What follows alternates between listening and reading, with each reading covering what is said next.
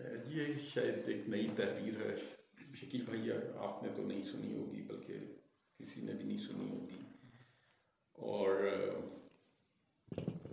اس کا عنوان ہے کیا اتفاق واقعی اتفاق ہے؟ کیا اتفاق؟ ہاں، کیا اتفاق واقعی اتفاق ہے؟ صبح کے 10 بج رہے تھے، میں دفتری انتظار گاہ میں بیٹھا اخبار پلٹ رہا تھا۔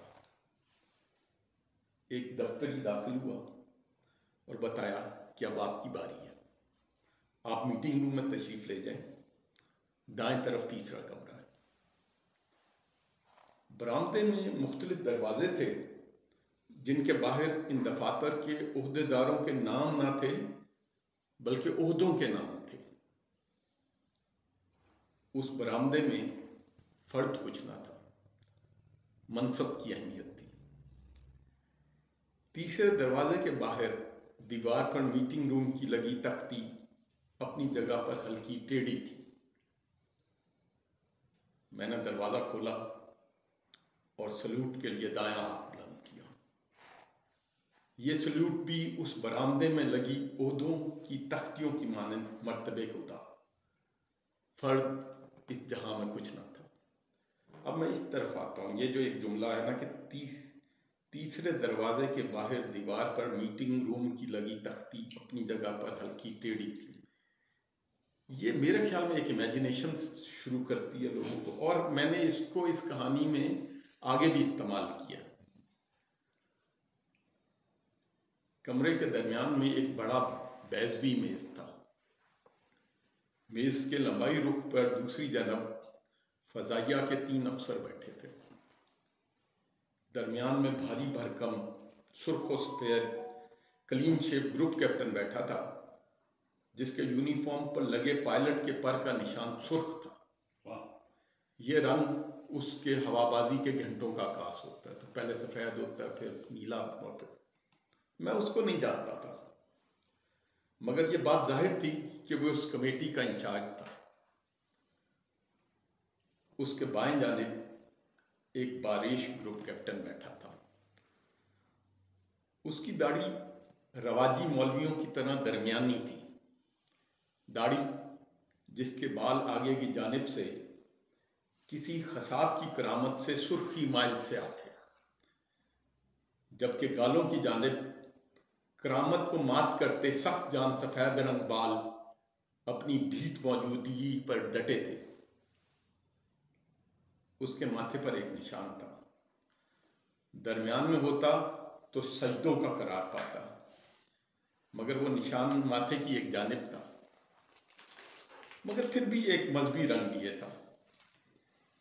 میں اسے جانتا تھا، وہ ایئر ہیڈ کوارٹرز میں اس شعبے کا سربراہ تھا جو انجینئرنگ کے افسران کے تبادلے اور تعیناتی کرتا ہے۔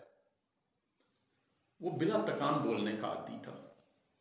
میں نے بعض موقعوں پر اس سے بات چیت کی تھی جس میں ساری بات اسی نے کی تھی، اور جو ہاں میری طرف سے ہوئی تھی وہ شاید چیت کے زمرے میں آتی ہو، مگر اس دن وہ چپ تھا۔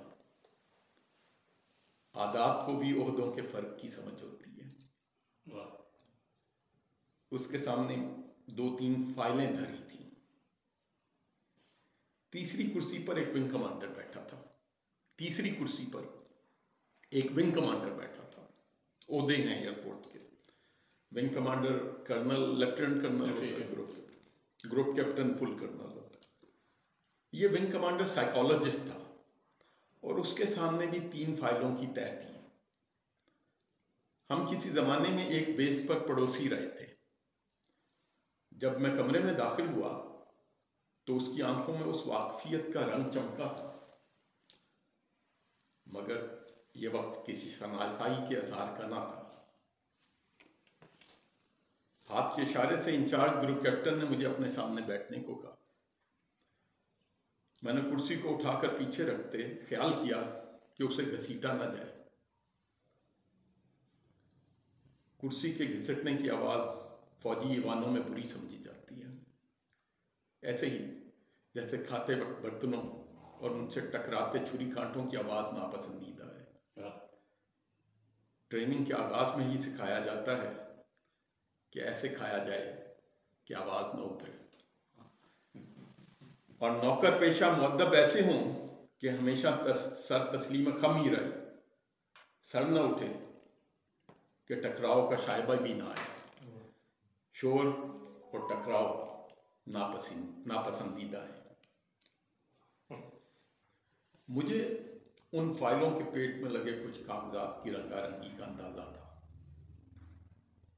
3 انکوائریاں، ایک کورٹ مارشل تک جاتی سمری، ایک سرکاری ناخوشی کا پروانہ لیٹر آف ڈسپلیئر، ایک بے سمجھ فلائٹ لیفٹیننٹ کے ڈاکٹر عبد القدیر خان کو لکھے خط کی کاپی، خط کہ جس کے لکھنے کا موجب ڈاکٹر صاحب کے رائندہ درگاہ ہونے سے قبل ٹی وی پر اپنی پاکی دامہ کی لمبی حکایت کا بیان سن کر بے سمجھ نے کچھ متعلقہ داغوں کے بیان کے ساتھ بند قبا اور دامن پر نظر ڈالنے کی استدعا کی تھی۔ وہ خط جس کی ایک کاپی مکتوب علیہ نے ہیڈ کوارٹر کو بھجوا دی تھی کہ متعلقہ بالا حکام اس بے سمجھ کے بارے میں سمجھ جائے۔ فضائیہ کے سربراہ کا ایک تعریفی خط کہ جس میں بے سمجھ کے کالج آف ایروناٹیکل انجینئرنگ میں پڑھانے، طلبہ کی رہنمائی اور پروجیکٹس کو سراہا گیا تھا۔ فضائیہ کے وائس چیف کا ایک تعریفی خط کہ جس میں بے سمجھ کی اپنے طور پر کیٹو پہاڑ تک کی آوارگی کی تحسین تھی۔ چوٹیوں کی آوارگی میں ایک بے سمجھ کو ایک اور آوارہ گرد سے اتفاقی ملاقات ہوئی جو فضائیہ کے وائس چیف کو جانتا تھا، سو وہ افسر اعلیٰ تک خبر لے گیا۔ اس کے نتیجے میں یہ تعریفی خط کسی توقع کے بغیر یکدم آن پہنچا تھا۔ کیا اتفاق واقعی اتفاق ہے؟ مجھے بلایا گیا تھا۔ ہیڈ کوارٹرز میں ایک دفتر قائم ہوا تھا جس کا کام بے سمجھوں کو سمجھانا تھا۔ دفتر کا نام کیریئر کاؤنسلنگ تھا۔ سنتے تھے کہ یہ دفتر عہدوں کی قانونی بندر بانٹ کے باقی ذریعوں کی مانند ایک ذریعہ ہے۔ یہ بات دل کو لگتی تھی کہ فوجی معاشرے میں جونیئر فرد کی بے وقتی کو جاننے کے لیے کسی آنکھ یا احساس کی ضرورت نہیں ہوتی۔ کبھی اوپر والوں سے ایسی بات جو شکایت کا معمولی بھی رنگ رکھتی ہو کی تو جواب آتا تھا کہ کوئی آپ کے گھر درخواست لے کر آیا تھا کہ آپ اس نوکری پر آئیں۔ وہ اخبارات میں اشتہارات، مختلف سلیکشن کے امتحانات اور متعلقہ خرچے، سب کی کوئی اہمیت ان بزرگ مہروں کو نہ تھی۔ سو کسی توقع کے بغیر بے سمجھ رسالپور سے آدمی سفر ہو کر دفتر فوجی کیریئر کاؤنسلنگ پہنچ جاتا۔ سائیکالوجسٹ نے اپنی فائلوں کو جھاڑا اور کہانی کا آغاز ISSB کے امتحان کے ذکر سے کیا۔ وہ امتحان جس میں ایک تصویر دکھا کر کہانی لکھنے والے کو کہانی لکھنے کا کہا جاتا ہے، جہاں نوجوانوں کا ایک گروپ بیٹھ کر کسی موضوع پر اپنی آراء کو پھینٹ رہا ہوتا ہے اور ایک ممتحن اس پھینٹ سے ان کا رنگ نکال رہا ہوتا ہے، جہاں ایک میدان میں لٹکتے رسے پر اپنی بازوؤں کی طاقت سے اونچائی کے سفر کو جان کر بے سمجھ سمجھتے ہیں کہ زندگی میں سب کچھ بازوؤں کی طاقت سے ممکن ہے، جہاں سرگوشی ہے کہ میس میں بیرے بھی ممتحن ہیں اور چمچے کے استعمال اور پلیٹ پر چھری کے وار سے امیدوار کی بہادری اور نسلی اتوار کی خبر نکال لاتے ہیں۔ بے سمجھ کوہاٹ کی اس امتحان گاہ کے میس کے دروازے کے باہر اونچے پھیلے درخت پر بگلوں کے گھونسلوں کی بہتات، بگلوں کے شور اور ناشتے میں دیے جانے والے انڈوں کی کوتاہ قامتی سے نتیجہ نکال لایا تھا کہ یہ انڈے انہی گھونسلوں سے چرائے گئے۔ سائیکالوجسٹ کے سامنے اس امتحان کا نتیجہ تھا۔ کہنے لگا، آپ نے ISSB کا امتحان پورے ملک کے امیدواروں میں 7ویں نمبر پر پاس کیا تھا۔ بے سمجھ سوچ رہا تھا کہ اس میں کیا کمال ہے۔ ذہانت جو بن مانگے دی گئی تھی، محنت کا حوصلہ جو ماں کے سمجھانے اور حالات کا عملی دین تھا، آدمیت جو اس باپ سے آئی تھی کہ جو 4 دن کوہاٹ کے کسی ہوٹل میں ٹھہرا تھا کہ بیٹا امتحان دے لے تو واپس لے کر جاؤں گا، بے سمجھ کوہاٹ کے امرودوں کے ذائقے کے بارے میں سوچنے لگا جو امتحان کے بعد باپ بیٹے نے کھائے تھے۔ کہانی اب تربیت کے دور کو جا نکلی۔ سائیکالوجسٹ کہنے لگا آپ کی دور تربیت کی کارکردگی بھی نمایاں تھی، خصوصاً تعلیمی میدان میں آپ آگے تھے اور دوڑ کے میدان میں بھی آگے رہے۔ اس کے بعد ملکی سطح پر مقابلے کے امتحان میں کامیاب ہو کر پی ایچ ڈی کا اسکالرشپ لیا، تعلیمی ریکارڈ بہترین رہا ہے، یہ سب آپ کی ذہانت بتاتے ہیں، مگر آپ کی نوکری کے ریکارڈ میں ایسے رنگ ہیں جن پر ہمیں آپ سے آج بات کرنی ہے۔ یہ آپ کی بہتری کے لیے ہے، آپ ملک و قوم کا سرمایہ ہیں۔ بے سمجھ کو اس طریقہ واردات کا علم تھا، اسے سینڈوچ اپروچ کہتے ہیں۔ وہ یونیورسٹی میں طالب علموں کے تحقیقی مقالوں تھیسز پر رائے اسی طرح سے دیتا تھا، پہلے 2-3 مثبت جملے، اس کے بعد منفی تنقید اور آخر میں پھر حوصلہ مند جملے، منفی کو درمیان میں رکھیں اور دونوں جانب سے مثبت کی پرتوں سے ڈھانپ دیں۔ بے سمجھ کو سمجھانے کے لیے اب انجینئرنگ کا گروپ کیپٹن میدان میں تھا۔ بات کی بنت کے لیے اس نے سوال کا سہارا لیا۔ اگر آپ کا آفیسر کمانڈنگ کو حکم دے جو آپ سمجھتے ہیں کہ غلط ہے تو آپ کیا کریں گے؟ میں اسے بتاؤں گا کہ یہ غلط ہے اور وجہ بھی بتاؤں گا کہ یہ کیوں غلط ہے۔ وہ اگر نہیں مانتا تو پھر میں اسے پھر بھی بتاؤں گا کہ یہ غلط ہے اور کیوں غلط ہے۔ وہ ابھی بھی نہیں مانتا تو میرا کام اسے بتانا ہے، وہ میں کروں گا۔ مگر اگر وہ 3 دفعہ سمجھانے کے بعد بھی نہیں سمجھتا تو میرا کام ختم ہے، اب اس کے حکم کے مطابق کام ہوگا، وہ آفیسر کمانڈنگ ہے۔ آپ کی سالانہ کارکردگی کی رپورٹوں میں یہ منفی رویہ لکھا گیا ہے۔ کیا آپ سمجھتے ہیں کہ آپ دوسروں سے زیادہ سمجھدار ہیں؟ بے سمجھ کے ہونٹوں پر بے اختیار مسکراہٹ تھی کہ اسے علم تھا کہ اس کا جواب فلسفیانہ ہوگا۔ ہم سب برابر کے سمجھدار ہیں۔ انسان کو باقی مخلوق پر فوقیت سمجھ اور غور پر دی گئی ہے۔ انسان کی برتری کی وجہ یہ واحد خصوصیت ہے اور یہ سمجھ سب کے پاس ہے۔ سب کا درست اور غلط بھی ایک ہے، فرق نہیں ہے۔ درست اور غلط سب کے ایک ہیں۔ تینوں افسروں نے ایک دوسرے کی طرف دیکھا، ان کے چہروں پر عجب تاثر تھے۔ اس موقع پر سائیکالوجسٹ نے بات کا سرا پکڑا۔ ہو سکتا ہے کہ آپ کو پورے معاملے کا علم نہ ہو اور آپ کا آفیسر کمانڈنگ حالات کے تناظر میں جو کچھ کہہ رہا ہو وہ کہہ رہا ہو جو آپ اپنے محدود علم کی بنیاد پر غلط سمجھ رہے ہو۔ درست یا سچ اپنے آپ میں درست ہوتا ہے، کسی توجیہ، مفاد یا بیرونی اثر سے قطع نظر درست۔ اگر عمل کی نیت میں ملاوٹ ہو جائے تو درست عمل بھی درست نہیں رہتا۔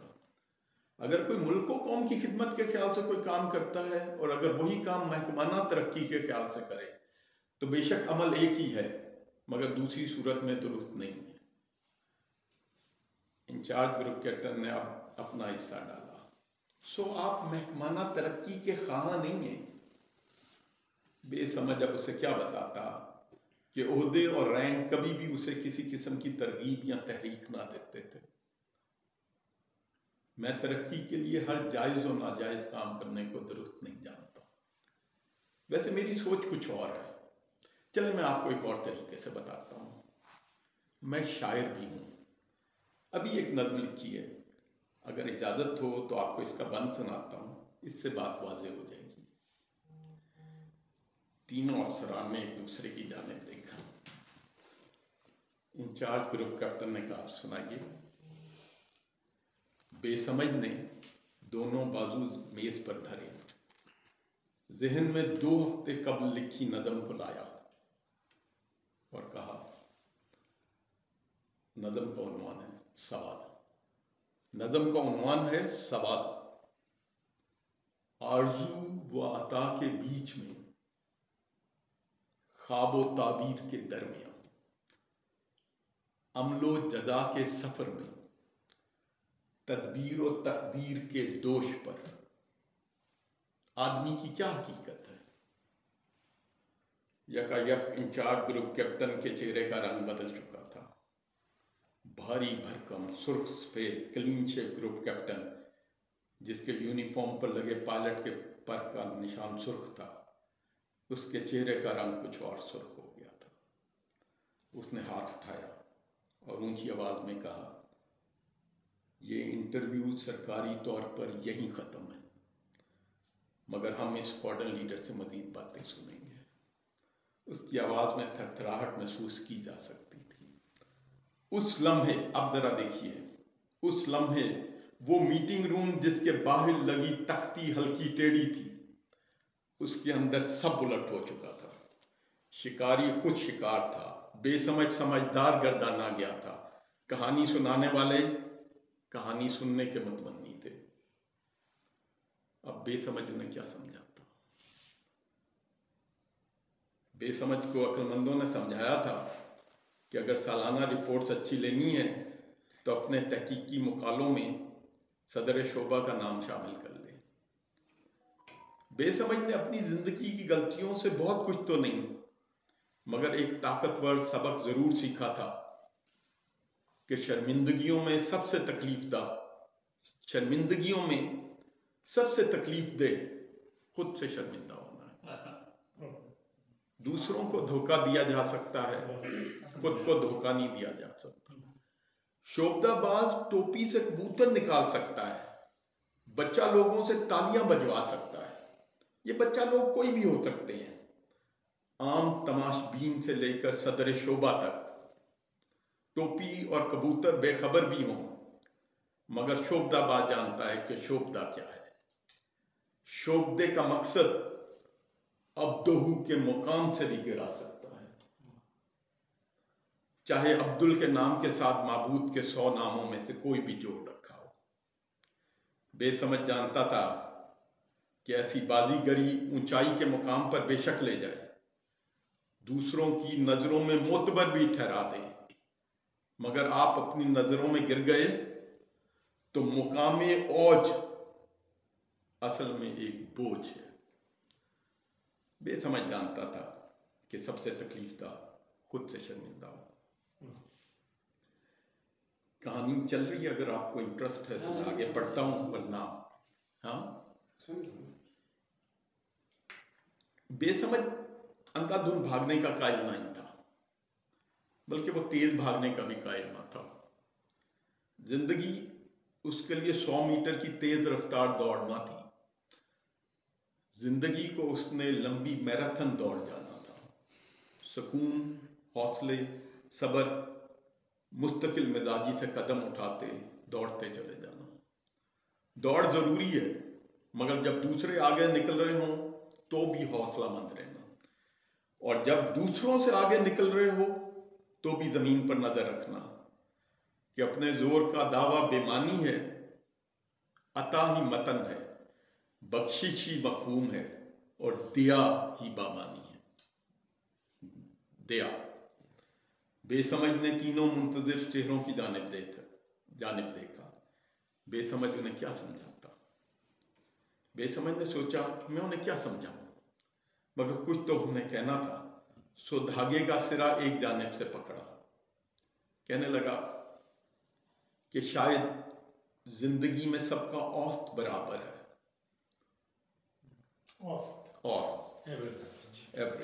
سو تقابل میں نہ پڑیں، راضی رہیے، راضی رہیں گے. زندگی میں بعض اوقات بڑی محنت، کاوش، راتیں جاگنے کے باوجود، خون پسینے کے بعد بھی منزل نہیں ملتی. ہاتھ میں آ کر ریت کی مانند پھسل جاتی ہے. یہ اتفاق نہیں ہے کہ کمند وہاں پر پہنچ کر ٹوٹے جہاں سے کچھ ہاتھ بام رہ گیا ہو. یہ اتفاق نہیں ہے، یہ ایسا ہی ہونا تھا. ضروری ہے کہ جان لیجئے کہ محنت فرض ہے، منزل فرض نہیں. مانتا ہوں کہ کمر توڑ کوشش کے بعد منزل کھو دینا اور اس کے بعد بھی راضی رہنا آسان نہیں. مگر دوسری جانب اپنی زندگی پر نظر ڈالیے گا. کئی دفعہ بن مانگے بنا کوشش کے مل جاتا ہے. وہ کچھ مل جاتا ہے جس کے لیے کوئی دوسرا دن رات لگا رہتا ہے, انتھک محنت کرتا ہے, اور ادھر یہ آپ کی جھولی میں ایسے ہی آن گرتا ہے بنا کچھ کیے. معمولی کوشش سے نشانہ خود اڑ کر تیر کو آن لگتا ہے. انفرادی زندگی کی اوسط نکالیے. کچھ بنا مانگے عطا ہو گیا, کچھ جان توڑ کوشش پر ملا, اور کچھ تمام جتن کرنے کے بعد بھی نہ ملا. اوسط نکالیے. میں پڑھتا اور پڑھاتا ہوں, سمجھتا ہوں کہ زندگی کا اوسط ایسا ہے کہ گریڈ پاس ہی کا ہے. انفرادی سے اب اجتماعی جانب پر آئیے. باخدا میں کسی سے اپنی زندگی بدلنے کو تیار نہیں. کسی بڑے عہدے دار, کسی ایئر مارشل, کسی بھاگتے گھوڑے, کسی سے بھی نہیں. اس کی دو وجوہات ہیں. پہلی وجہ, یہ جو آپ کے سامنے دھری فائلوں پر لکھی رپورٹوں سے علیحدہ. پہلی وجہ, آپ کے سامنے دھری فائلوں میں لکھی رپورٹوں سے علیحدہ اپنی تمام خامیوں اور خوبیوں, اپنی تمام ناکامیوں اور کامیابیوں کے ساتھ میں اپنی ذات میں منفرد ہوں. اس کائنات میں مجھ جیسا کوئی اور نہیں ہے. میں الگ ہوں, جدا, مختلف, سب سے فرق ہوں. ایسے میں کسی اور سے دنیاوی لحاظ سے اپنے آپ کو اگر میں کمتر جانوں گا تو میں واقعی کمتر ہوں گا. اس کی وجہ اصل میں میرا کمتر ہونا نہیں, بلکہ وجہ یہ ہے کہ میں اپنے خالق کو سمجھنے سے قاصر رہا. اس خالق کو جس کا ہر فن پارہ جدا ہے. یہ ادنا سوچ مجھے حقیر بنانے کا سبب ہوگی. دوسری وجہ یہ ہے کہ اجتماعی سطح پر بھی مقابلہ کر کے دیکھ لیں, اوسط تقریباً ایک ہی پائیں گے. کسی کے پاس دولت عہدہ ہے تو کچھ منفی بھی ساتھ جڑا ہے. کوئی بیماری, کوئی بد نصیبی, کوئی جدائی, کچھ اور دکھ, کچھ اور لپٹا پائیں گے. سب کو اکٹھا کریں, ایک ایک کی اوسط نکالیں, اوسط کو تقریباً ایک سا پائیں گے.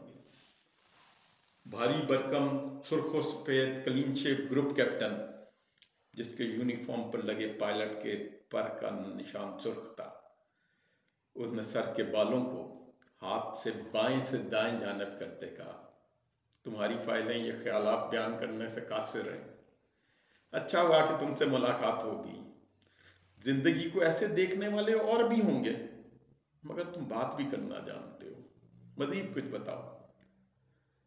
بے سمجھ نے سوچا میں انہیں کیا بتاؤں. کہنے لگا, یہ جاننا کہ محنت فرض ہے, منزل فرض نہیں. یہ جاننا کہ محنت فرض ہے, منزل فرض نہیں, عمل کو غرض کی ہتھکڑی سے آزاد کر دیتا ہے. عمل کو غرض کی ہتھکڑی سے آزاد کر دیتا ہے. ایسی آزادی سے بڑھ کر کیا آزادی ہو سکتی ہے. ایک اور بات ہے, اگر راضی ہو جائیں گے تو راضی رہیں گے. آپ کو میں ایک قصہ سناتا ہوں. یہ میرے ایک دوست کی کہانی ہے جو خود اس نے مجھے سنائی. وہ پڑھائی میں بہت اچھا تھا, ایف ایس سی میں بورڈ میں اول آیا. لاہور انجینئرنگ یونیورسٹی سے الیکٹریکل انجینئرنگ کرنے کے بعد اسکالرشپ پر ماسٹرز کرنے کنگ فہد یونیورسٹی سعودی عرب چلا گیا. ایک دن وہاں ڈپارٹمنٹ کے نوٹس بورڈ پر ایک اشتہار لگا دیکھا کہ مشہور آئل اور گیس کمپنی شلمبرجر کو فریش الیکٹریکل انجینئر کی ضرورت ہے. اشتہار میں تنخواہ ڈالروں میں درج تھی. اس نے جب ان ڈالروں کو پاکستانی روپوں کے ریٹ سے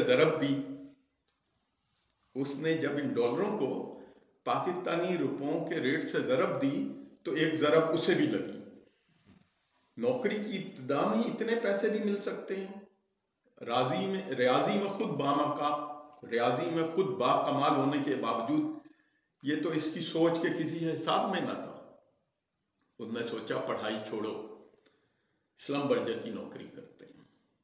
نوکری کی درخواست جمع کروائی اور ہر ہفتہ واری چھٹی پر مکے چلا جاتا. کیونکہ وہ وہاں پڑھ رہا تھا نا کنگ فہد یونیورسٹی میں. کعبے کا طواف کرتا جاتا اور کہتا جاتا یا اللہ شلمبرجر کی نوکری مل جائے, یا اللہ شلمبرجر کی نوکری مل جائے. ایک ساتھی طالب علم نے اس کی یہ دیوانگی دیکھی تو سمجھا کہ ایسا نہیں کرتے, رب کو بتاتے نہیں ہیں, رب کی مانتے ہیں. مگر دیوانہ کہاں سمجھتا تھا, اس کے مکے کے سفر جاری تھے اور طواف کعبہ میں دعا شلمبرجر کی نوکری کی استدعا تھی. سمجھانے والا سمجھاتا رہا کہ ایسا نہ کر, مان لے کہ ماننے میں عافیت ہے, مگر وہ نہ مانا. وہ شلمبرجر کی نوکری منوانے میں لگا رہا. آخر شلمبرجر کی نوکری کا پروانہ آ گیا. تربیت کا مقام مصر کے ایک صحرا میں واقع تیل کا کنواں ٹھہرا. صحرا دنیا اور تہذیب و تمدن سے دور, شدید درجہ حرارت, تنہائی, نہ کوئی ہم زبان.